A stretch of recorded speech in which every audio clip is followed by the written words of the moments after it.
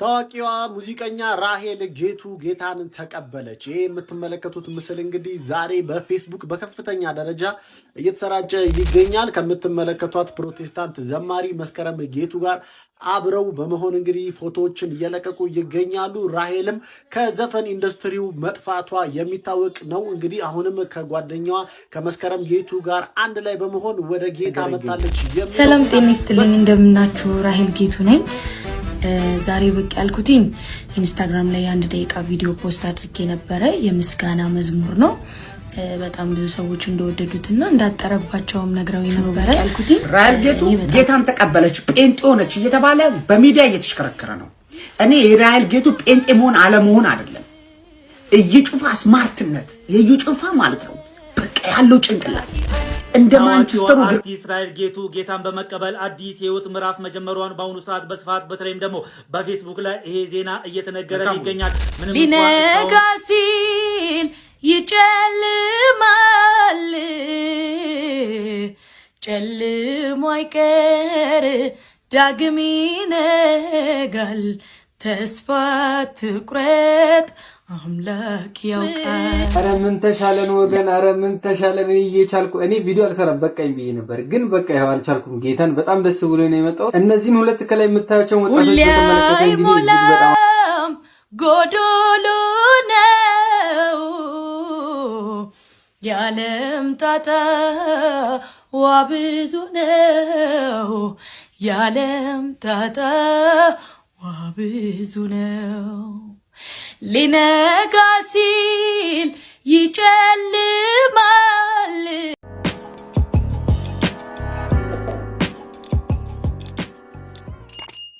ታዋቂዋ ሙዚቀኛ ራሄል ጌቱ ጌታንን ተቀበለች። ይህ የምትመለከቱት ምስል እንግዲህ ዛሬ በፌስቡክ በከፍተኛ ደረጃ እየተሰራጨ ይገኛል። ከምትመለከቷት ፕሮቴስታንት ዘማሪ መስከረም ጌቱ ጋር አብረው በመሆን እንግዲህ ፎቶዎችን እየለቀቁ ይገኛሉ። ራሄልም ከዘፈን ኢንዱስትሪው መጥፋቷ የሚታወቅ ነው። እንግዲህ አሁንም ከጓደኛዋ ከመስከረም ጌቱ ጋር አንድ ላይ በመሆን ወደ ጌታ መጣለች የሚለው ዜና በከፍተኛ ደረጃ በሰዓት እየተሰራጨ ይገኛል። እናንተ አስተያየታችሁን ንገሩን።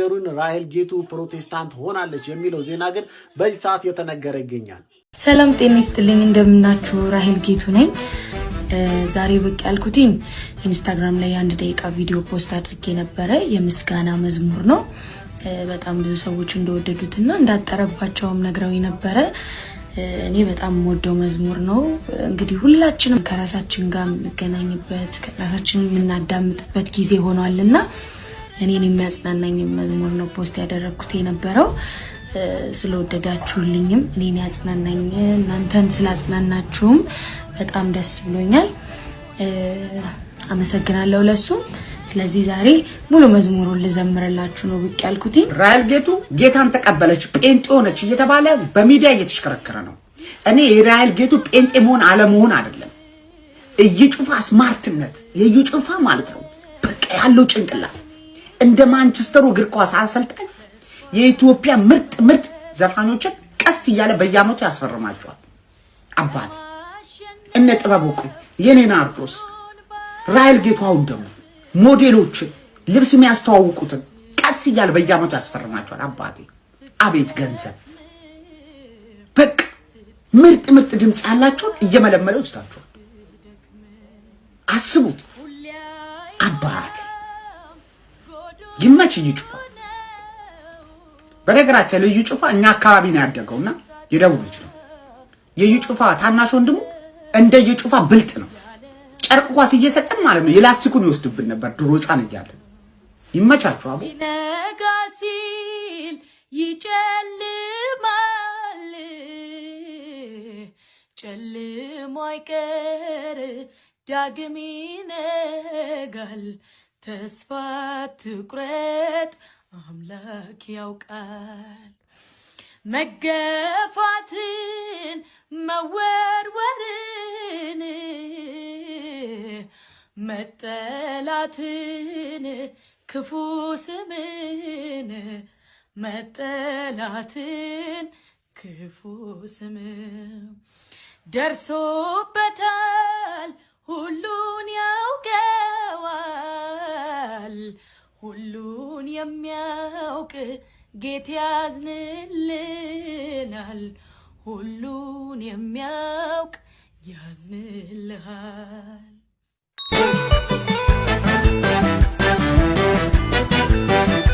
አጥቶ እንደሚውጥ አንበሳ ዙሪያዬን ስትዞር አድረሃል እግዚአብሔር ስለረዳኝ በሰላም ተኝቼ ነበር የነፍሳት ብቃት አውቃለች እኔስ ታማኝ ጠባቂ አለ ታዋቂዋ አርቲስት ራሄል ጌቱ ጌታን በመቀበል አዲስ የህይወት ምዕራፍ መጀመሯን በአሁኑ ሰዓት በስፋት በተለይም ደግሞ በፌስቡክ ላይ ይሄ ዜና እየተነገረም ይገኛል። ምንም እንኳን እስካሁን ከአርቲስቷ የተባለ ነገር ባይኖርም ይሄ ዜና በስፋት እየተሰራጨም ይገኛል። እንደምትመለከቱትም በወንጌል አማኞች ዘንድ እጅግ ከሚወደዱ ዘማሪዎች መካከል አንዷ ከሆነችው መስከረም ጌቱ ጋር የተነሳችው ፎቶ ከዜናው ጋር በአሁኑ ሰዓት በፌስቡክ ላይ በተለይም ደግሞ እየተሰራጨም ይገኛል። በዚህ ጉዳይ ላይ ተጨማሪ መረጃ የማገኝ ከሆነ ወዲያው የማሳውቃችሁ ይሆናል። መልካም ቀን፣ መልካም ውሎ። ሊነጋ ሲል ይጨልማል ጨልሞ አይቀር ዳግም ይነጋል ተስፋ ትቁረጥ አምላክ ያውቃል ለማሸነፍ ኑሮን ባለም አረ ምን ተሻለን ወገን አረ ምን ተሻለን እየቻልኩ እኔ ቪዲዮ አልሰራም በቃኝ ብዬ ነበር ግን በቃ ይኸው አልቻልኩም ጌታን በጣም ደስ ብሎኝ ነው የመጣው እነዚህን ሁለት ከላይ የምታዩቸው ወጣቶች በተመለከተ እንግዲህ እጅግ በጣም አስደናቂ ዜና ሰምቻለሁና አንደኛው ያስቃል አንደኛው ደግሞ እጅግ በጣም ደስ የሚያሰኝ ነው ራሄል ጌቱን በተመለከተ እንግዲህ እሷ የዘፈኑን አለምትታ ወደ ጌታ መጣለች ሚሉ ወሬዎች ዛሬ እየተናፈሱ እንደዋሉ ሰምታችኋል ብዙዎቻችሁ ቢያስባለሁ እኔንም አንዳንዶቻችሁ ስጠይቁኝ ነበር እንዴት ነው እውነት ነው ወይ የሚለውና እውነት ለመናገር ይሄን ነገር እኔ እንዳጣራሁት ከሆነ ነገሩ ከእውነት የራቀ ነው ወደ ጌታ አልመጣችም ያ ማለትም ሃይማኖቷን አልቀየረችም እሷ ኢንስታግራም ገጿ ላይ እንዳስቀመጠችው ከሆነ የሄኖክ ድንቁን የትናንቱን ንግግር አስቀምጣ በዚህ ሰዓት የከበረና ሃይማኖት መቀየር ሳይሆን ወደ እምነታችን መጠጋት ነው የሚለውን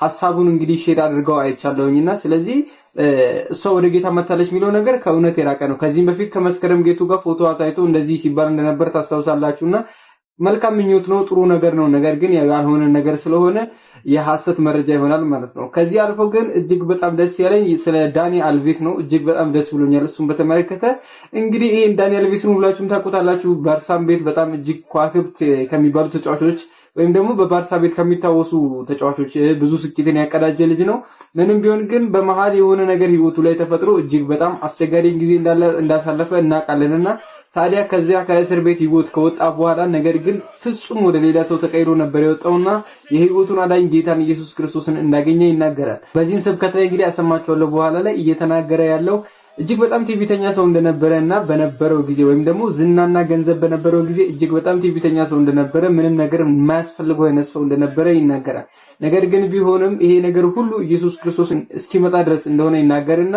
ኢየሱስ ክርስቶስ ከመጣ በኋላ ወደ ህይወታችሁ ኢየሱስ ክርስቶስን ካገኛችሁ በኋላ በህይወታችሁ በእውነት ለምን መኖር እንዳለባችሁ ይገባችኋል ይላል አሁን ለኔ ዝናም ሆነ ገንዘብ ምንም ማለት አይደሉም ሁለቱንም አግኝቻቸዋለሁ አጥቻቸውም አይቻለሁኝ ነገር ግን ከነዚህ ሁሉ የሚበልጠው የኢየሱስ ክርስቶስ መሆን እንደሆነ እየተናገረ ነውና ስለዚህ ወንድም ስለ ዳኒ አልቬስ እግዚአብሔር ይመስገን ለማለት እወዳለሁ ለብዙዎቻችን ተጽዕኖ የሚያሳድርብን ወጣት ስለሆነ ማለት ነው ራሄል ጌቱን ግን በተመለከተ ያለው እውነት ይሄን ይመስላል የዳኒ አልቬስ ንግግር ላስቀምጥላችሁ Durante mucho tiempo yo estuve en vanagloria de hombre.